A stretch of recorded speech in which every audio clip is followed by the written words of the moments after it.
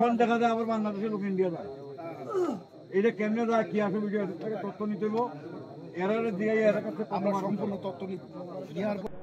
ভারতে পাচারের সময় কালীগঞ্জ সীমান্ত এলাকা থেকে 6 ব্যক্তিকে আটক করেছে স্থানীয় জনগণ। পরে তাদেরকে বিজিবি হস্তান্তর করা হয়। আটক ব্যক্তিরা নেত্রকোনা জেলা বাসিন্দা বলে জানা গেছে। তারা জানান, ভারতে তারা নাকি কাজের উদ্দেশ্যে যাচ্ছিলেন, তবে তারা কোনো রাজনৈতিক দলের সাথে সম্পৃক্ততা নন বলেও দাবি করছেন। এ ঘটনা পাচারকারীদের কাউকে আটক করা সম্ভব হয়নি।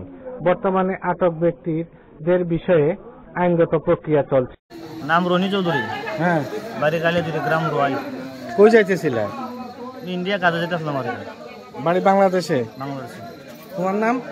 সুধাংশু সরকার। হ্যাঁ, সুধাংশু। হ্যাঁ, সুধাংশু, বাড়ি কালিয়াজুরি। কে নিচে আছিল তোমার? হ্যাঁ,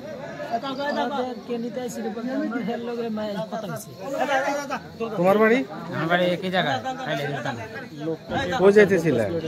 স্যার গরিব মানুষ, তো কাজে এলাকায় কাম নাই, তো ইন্ডিয়া যাইতেছিল। তোমার নাম? নিরেশ। হ্যাঁ, নিরেশ। কোন দেশে যাইতেছিল? নিচে নিচে আছিল কে তোমার? নাম কি? নাম কি? জাহাঙ্গীর। জাহাঙ্গীর নাম কি? জাহাঙ্গীর। এর নাম কিতা? আমার তৌফিক।